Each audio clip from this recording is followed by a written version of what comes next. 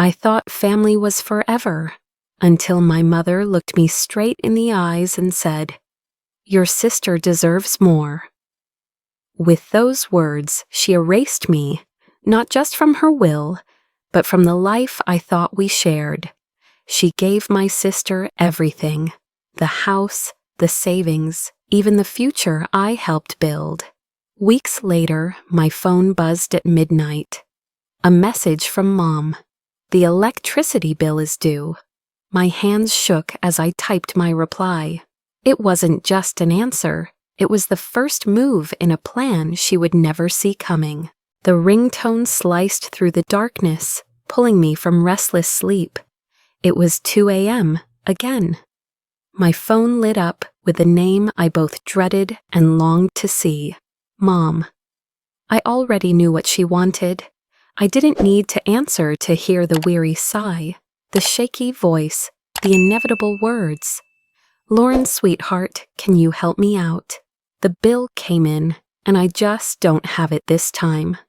I was 36 years old, working late shifts to keep my own apartment afloat. Yet still, like a reflex, I whispered, "Of course, Mom," before even thinking. My fingers moved automatically, transferring money from my account to hers. I told myself it was love. I told myself it was duty. But deep down, I knew it was something else, a trap I had walked into years ago. That night, however, something shifted. As I held the phone, still warm from the call, my thumb accidentally tapped the record button. For the first time, her words, every pause, every sigh, every manipulation, were captured, not just remembered. I didn't know why I saved it, but something in me whispered, "Keep this." When the call ended, I sat in the silence of my small apartment, the hum of the refrigerator louder than my thoughts. I remembered being 10 years old, watching Mom cry in the kitchen because she couldn't afford groceries. I had promised then, through tears, that I'd always take care of her. That promise had turned into decades of sacrifice, paying her rent, covering medical bills that never seemed to exist, lending money I never got back. I thought that was love, but maybe it was something darker, an endless debt that could never be repaid. The next morning, I tried to shake it off, to focus on work, but the recording haunted me. Her voice, the way she paused for effect, the way she guilted me with silence, it was too deliberate. And suddenly, memories surfaced like ghosts. How she would sigh dramatically in front of relatives, saying, "Lauren doesn't visit enough, but thank God for my other daughter." How she would pit us against each other, praising my sister's accomplishments while minimizing mine. I had ignored it, convincing myself she just didn't know better. But ignoring had become my specialty. I ignored the way she asked me for money, but never asked about my dreams. I ignored the fact that when I won a small award at work, she brushed it off with, "That's nice, but your sister just got promoted."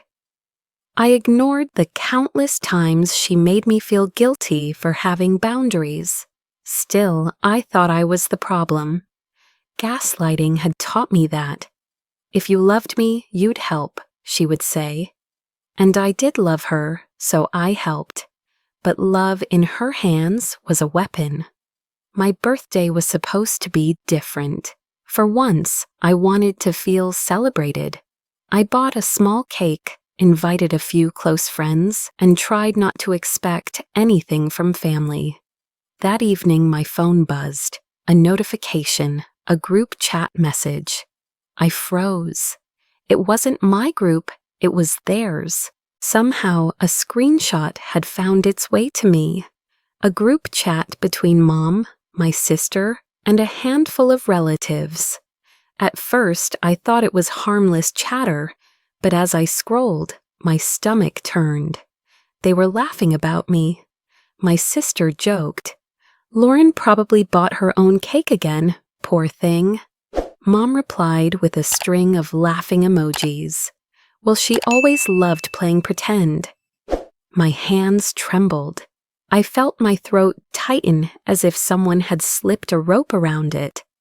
I wanted to throw my phone across the room to erase what I had seen, but I couldn't stop reading. And then, buried in the middle of the conversation, was a message that made bile rise in my throat. It wasn't just casual cruelty. It was a secret so sharp, so venomous, it nearly knocked the breath out of me. And in that moment, staring at those words, I realized my family hadn't just ignored me. They were actively plotting against me. I dropped the phone, my heart pounding like it was trying to escape my chest. My world tilted, everything spinning. For years, I had told myself their love was flawed but real. That maybe I just expected too much, but here it was, in writing, proof that I wasn't crazy, that the whispers in my gut were true. The room felt smaller, the air thicker. I bent over, clutching my stomach, fighting the urge to be sick, because what I had just read wasn't something I could unsee. It wasn't just betrayal. It was something worse, something that would change everything. The letter was crisp, folded neatly in an envelope, marked with my mother's handwriting. I had stopped by her house to drop off groceries when I saw it left on the counter, carelessly stacked among unpaid bills. I shouldn't have looked, but the curiosity burned. It wasn't just a letter. It was the official reading of her will. My name wasn't on it, not once. I scanned the lines again and again, my breath catching with each word. My sister's name appeared everywhere. To her I leave the house. To her I leave the savings. To her I entrust all family possessions. My name was nothing but a ghost. The same woman I had sacrificed decades for had decided I deserved nothing. I sat down hard on the kitchen chair, the edges digging into my legs. My chest felt hollow. The phone buzzed in my hand, almost mocking me. My sister was live on social media, her voice bright and smug as she walked through the very house I had helped pay to renovate. She twirled the camera to show the kitchen cabinets, the new flooring, every detail I remembered, saving receipts for when Mom cried poor. "Look at this beautiful home," she bragged to her followers. Mom always said it would be mine someday, and here it is. The words sliced deeper than any knife. I had been there, sanding those cabinets, fixing the pipes, writing the checks. And yet, in her narrative, I was erased, invisible. I sat alone in my apartment later that night, watching the replay. Tears blurred my vision until I couldn't see the screen. For years I believed that family was sacrifice, that if I gave enough, loved enough, endured enough, I would belong. But in that moment I understood. I never truly belonged at all. I pressed my face into my hands and cried harder than I had in years. Every memory, every favor, every dollar I had given them felt like ashes in my mouth. The loneliness was suffocating. I thought of that little girl in the kitchen years ago, promising her mother she'd take care of everything. That girl hadn't known she was signing a lifetime contract to be used. But then, something caught my eye. In the corner of the live stream video, a mirror reflected my sister's hand holding a shiny folder. For just a second, the camera lingered, and I saw it. Receipts, bank statements, documents with my name. My pulse quickened. Why would she have my financial papers in her possession? I replayed it again and again, zooming in until there was no doubt. That wasn't just her house, it was my money, my credit, my name propping up her dream. My tears dried on my cheeks as adrenaline surged. The pain didn't disappear, but it shifted into something sharper, something colder. That was the moment I decided I would no longer be their silent ATM. The next morning, I began with small steps. I stopped answering Mom's midnight calls. I ignored the guilt-tripping texts that arrived with the dawn. Instead, I opened my laptop and started digging through my own financial history. What I found left me trembling. My credit report showed accounts I had never opened, debts I had never signed for, and there in black and white was the proof.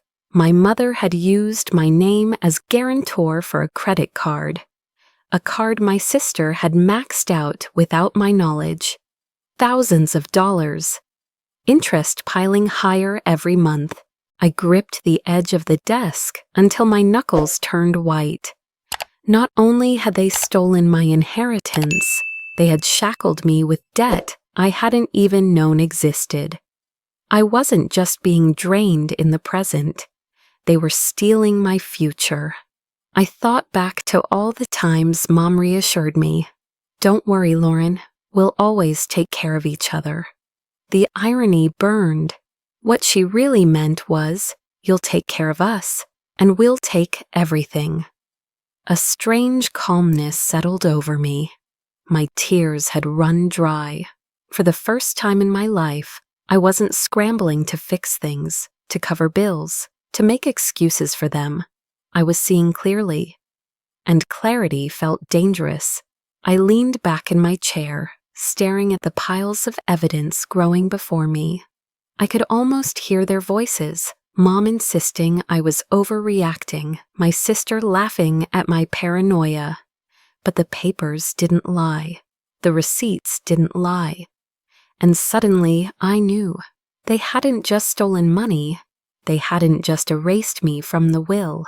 They had been erasing me piece by piece, year after year, until there was almost nothing left. But not anymore. Because this time, I wasn't just a daughter. I wasn't just a sister. I was the strategist they had unknowingly created. I whispered it aloud, as if declaring war to the empty room. "You're not just taking my money, you're trying to take my future." And I would not let that happen. I began with a notebook.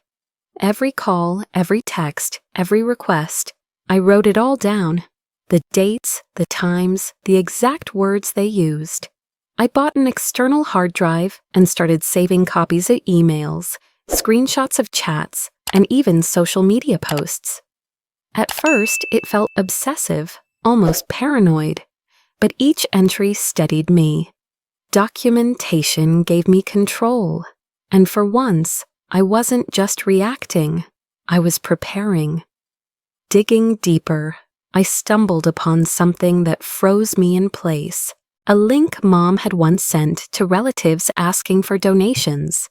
A GoFundMe campaign, claiming she was sick, too sick to work, too broke for treatment. The story painted her as a tragic figure, abandoned by her children, especially me. My stomach twisted as I read her words. Lauren hardly visits anymore, and I've been left to struggle alone. But it wasn't just the lies that gutted me. It was the bank account attached to the fundraiser. It didn't belong to Mom. It belonged to my sister. I slammed the laptop shut, bile rising in my throat. They weren't just manipulating me, they were conning the world. Every dollar strangers donated out of pity went directly into my sister's hands, funding the life she paraded online. I couldn't breathe. I had spent years draining myself for them, and now they were scamming others in my name. The rage was volcanic, but underneath it, a deep ache remained. I booked an appointment with a therapist, someone I had avoided for years because family problems should stay in the family. Sitting on the couch, I unraveled. I told her about the phone calls, the debts, the will, the fundraiser. She didn't flinch. She didn't tell me to forgive and move on, the way relatives always did. She simply said, What they've done to you is abuse." Hearing that word cracked something open inside me. Abuse. I wasn't ungrateful. I wasn't dramatic. I was abused. The tears came fast, heavy, shaking me to the core. For the first time in years, I didn't try to hide them. My therapist handed me tissues and said softly, "Your pain is real, Lauren, but so is your strength." I walked out of her office lighter, though the storm inside hadn't vanished. For the first time, I believed I could fight back. And then, just when I thought I had seen everything, my phone buzzed with an unknown number. A text. "I know what your family did to you. I have proof. Call me." My heart leapt into my throat. The next day, I met her. She wasn't a stranger after all. She was my stepmother, the woman my father had married briefly before Mom drove her away. I remembered how Mom always spoke of her with venom, calling her the snake who ruined everything. But now, sitting across from me in a cafe, she slid a folder across the table. Inside were old bank records, letters, and even voicemails. Mom had pulled the same tricks on her: guilt, lies, financial theft, until she had nothing left. "You're not crazy," my stepmother whispered. "She's been doing this for years." Her words were gasoline on the fire already burning in me. I finally had someone who believed me, someone who had lived it too. And she wasn't the only one. I started sharing pieces of my story anonymously online, on forums where people talked about toxic families. Strangers flooded my posts with validation, advice, and outrage. For once, I wasn't screaming into the void. People heard me. People understood. But the most unexpected ally came from the last place I thought possible: my sister's fiancé. He reached out after stumbling across one of my posts, though I hadn't revealed names. He recognized the pattern. He recognized the lies. When we met, his face was pale, his hands shaking. He confessed that my sister had hidden debts from him, debts she claimed were just family things. But when he traced the accounts, he found my name used as collateral. "She lied to me," he said, voice cracking. "She lied about everything." I watched the betrayal wash over him, the same kind that had drowned me. For a moment, I pitied him. Then I realized he could be the missing piece. Together, we compared notes: his wedding plans with my sister, my records of financial manipulation, my stepmother's folder of past frauds. It was all a pattern, looping back decades. And suddenly, the pieces aligned into something undeniable. For the first time, I didn't feel like a lone victim screaming into the dark. I felt like part of an army stitched together by betrayal, yes, but also by truth. And as I sat with my stepmother and my sister's fiancé, watching the puzzle take shape, I knew something vital had shifted. I wasn't alone anymore. That realization pulsed through me, stronger than fear, louder than grief. And I promised myself, this time they wouldn't see me coming. The wedding hall gleamed with chandeliers and roses, every corner dripping with extravagance my sister had bought with money that wasn't hers. I walked in quietly, unnoticed among the crowd, clutching a small USB drive like it was a lifeline. The air smelled of champagne and expensive perfume, but underneath it all was the stench of deceit. As the ceremony began, my sister floated down the aisle, glowing in a dress that glittered under the lights. Mom sat proudly in the front row, her eyes sweeping the room, daring anyone to challenge the fairy tale she had constructed. I sat in the shadows, heart pounding, waiting for the moment I had chosen carefully, the reception when no one could leave, when all eyes would be on them. When the band finished playing its first song and the toasts began, I walked toward the stage. I didn't grab a microphone. I didn't shout. Instead, I plugged in the USB and clicked play. The screen behind me lit up with smiling family portraits, birthdays, Christmas dinners, vacations. For a moment, the guests clapped, thinking it was a sweet surprise. Then the images shifted, bank statements appeared, numbers in red ink, accounts drained. Screenshots of the GoFundMe campaign flashed across the screen. Mom's fabricated illness, the donations pouring straight into my sister's account. Then came the leaked chat messages, cruel jokes about me, confessions of manipulation, proof of years of exploitation. The laughter in the room died. Gasps filled the silence. My sister froze, her wine glass trembling. Mom shot up from her seat, her face red, her lips shaping silent protests. I didn't need to speak. The truth was speaking louder than I ever could. The room erupted in whispers. Relatives shifted uncomfortably. Old family friends stared in disbelief. Some turned their eyes toward me, pity softening into something stronger, support. For the first time, I wasn't the fool, the outcast, the invisible one. I was the one holding the truth. I felt the tears prick at the corner of my eyes, not from sadness, but from release. The weight of years pressing down on me lifted piece by piece as people saw what I had carried alone. I had expected shame, but what I saw in their faces was validation. And then the silence broke. My sister's fiancé stood, his jaw tight, his hands trembling. He walked to the stage, pulled the ring from his finger, and placed it on the table with deliberate care. His voice cut through the chaos. "I can't marry a liar." The room fell silent again, every breath suspended. Mom reached for him, pleading, but he turned his back. Guests gasped, cameras clicked, and just like that, the wedding turned into a reckoning. The following days were chaos. My sister and Mom launched a counterattack online. Facebook posts painted me as ungrateful, as a daughter who betrayed her family out of jealousy. "After all we've done for her," Mom wrote. My sister shared old photos of us, captioned with false sweetness. "She's always been difficult, but we still loved her."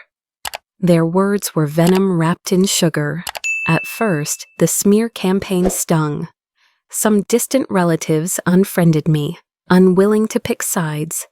Old acquaintances messaged me, asking if it was true. The familiar wave of doubt crept in. Was I cruel for exposing them so publicly? But then the tide turned. A local journalist picked up the GoFundMe story.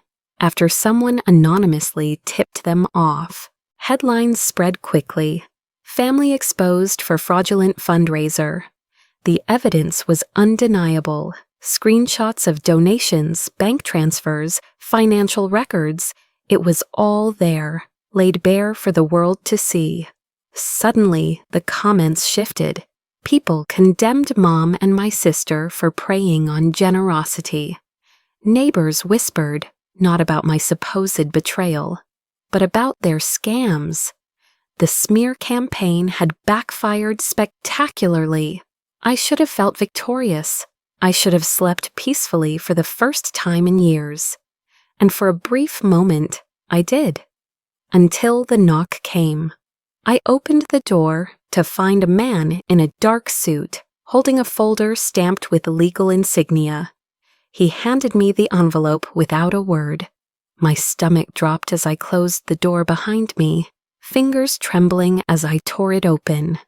Inside was a letter, thick with legal jargon, heavy with threat. Mom and my sister weren't finished. They had filed claims against me. I stared at the words, the walls closing in, my heart pounding with a familiar dread. I thought the war was over, but it had only just begun. The letter in my hands was a summons. My mother and sister had filed claims against me for defamation and emotional harm. It was laughable if it hadn't been so terrifying. I spent that night pacing the floor, my chest tight, my mind spinning with every possible outcome. What if the court believed them? What if I lost everything I had left? But then the investigation began. The lawyer I'd hired pushed back hard, submitting every document I had gathered: bank statements, recordings, screenshots, the GoFundMe campaign. The fraud trail was too clear to ignore. Subpoenas were issued, and within weeks, the lies that had been hidden for years began to unravel under official scrutiny. When the investigators confirmed that donations intended for Mom's treatment had gone straight into my sister's account, the courtroom air shifted.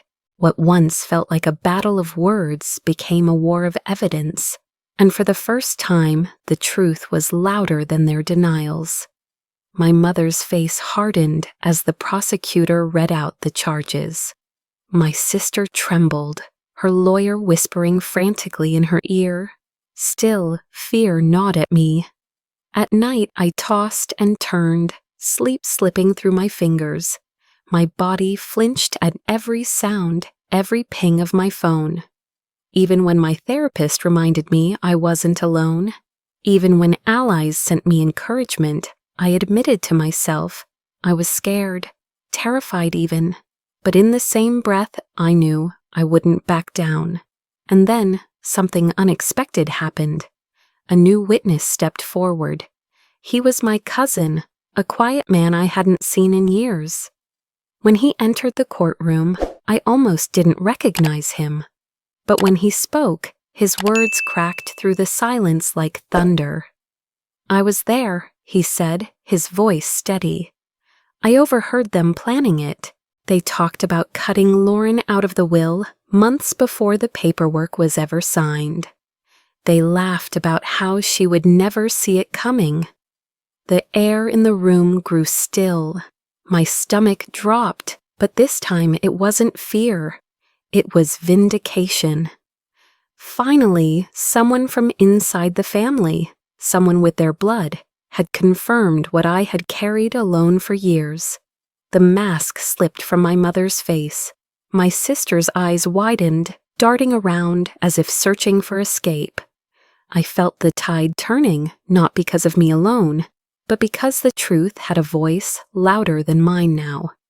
The legal process dragged on, weeks bleeding into months, but slowly, inevitably, the verdict became clear.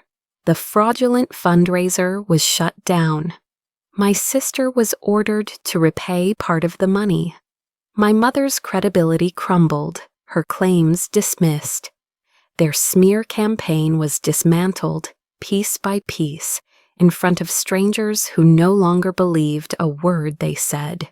And yet, when the final gavel came down, when justice had been delivered in black and white, I didn't leap from my chair in triumph. I sat still, hands clasped tightly in my lap, breathing carefully, as if afraid the fragile air of victory might shatter. Because what I wanted wasn't revenge carved into legal documents. It was freedom. Mom lost her standing in the community. Neighbors avoided her, whispers following her every step. My sister's fiancé never returned, the ring he'd left on the table at their wedding still haunting her empty hand. Their finances collapsed under investigation, their reputations scorched. But me? I chose not to chase every cent, not to wring them dry in the courts. I didn't want their poisoned money. I wanted something they could never touch again. My peace, my independence, my truth. For the first time, I walked out of a courthouse without the weight of their control pressing me down. The sun hit my face, and I realized I was breathing differently, deeper, freer. I thought justice would feel like a finish line, like a trophy. Instead, it felt like a key, turning in a lock I hadn't known was there. But as I stood outside, holding the folder of documents that proved everything, a strange thought came to me. The law had done its part, the evidence had spoken, and still something inside whispered, "This isn't where the real victory lies," because the real justice wasn't about courtrooms or verdicts. It was about reclaiming the parts of myself they had tried to erase, the little girl who once promised to carry the world, the woman who finally put it down. And as that realization bloomed, I understood the battle had ended, but the journey had just begun. The day after the verdict, I packed my life into cardboard boxes. Clothes, books, old photographs, though many memories I chose to leave behind. I signed a lease in a different city, hours away from the place that had been my prison. As I drove out, the familiar streets blurred in my rearview mirror, fading like ghosts. With every mile, I felt lighter, as if invisible chains were snapping one by one. I set one rule for myself: no contact, no more late-night calls, no more guilt-laced texts, no more being dragged back into their cycle of need and manipulation. My phone stayed silent until one evening, weeks later, a message appeared. It was from Mom. Just 4 words. "I'm sorry. Forgive me." For years, I had dreamed of those words. I thought if she ever said them, the wounds would close, the pain would fade. But staring at that glowing screen, I felt nothing but clarity. Forgiveness didn't mean reopening the door. Forgiveness meant keeping it shut. I deleted the message without replying. That was my twist, choosing myself over the endless trap of their apologies. That night, I sat alone in my small apartment. The quiet wrapped around me differently now. It wasn't suffocating, it was safe. Tears slid down my cheeks, but they weren't the heavy tears of despair I had cried so many times before. They were tears of release, of freedom, of a life that finally belonged to me. For the first time, I allowed myself to grieve, not just the loss of family, but the years I had given away. And when the sobs subsided, I realized I wasn't broken anymore. I was rebuilding. I poured myself into creating something new. With the skills I'd honed from years of managing their chaos, budgeting, organizing, strategizing, I started a small consulting business. Helping others get control of their finances gave me purpose.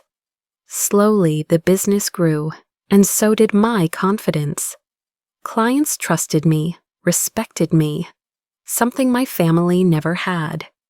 Along the way, I began forming my chosen family. Friends who showed up without expecting anything in return. Mentors who believed in me.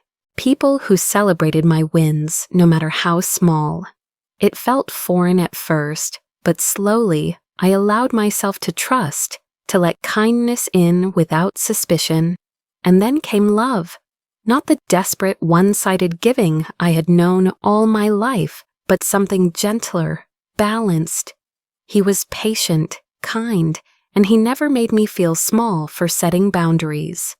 With him, I learned what it meant to be loved without being used. Months passed, and with each step forward, I realized I was no longer just surviving. I was thriving. Opportunities came I never could have imagined. An invitation arrived from a talk show host who had heard my story. They wanted me to share it, to shine a light on what toxic families could do and how to escape. Standing under the bright lights of the studio, I looked out at the audience. Rows of strangers leaned forward, hanging on my words. I told them about the 2 a.m. calls, the inheritance, the betrayal. I told them about the evidence, the courtroom, the victory.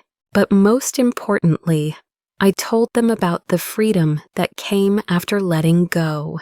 The applause was thunderous. People rose to their feet, some wiping tears, others nodding as if they knew my story too well. In that moment, I wasn't just Lauren, the forgotten daughter.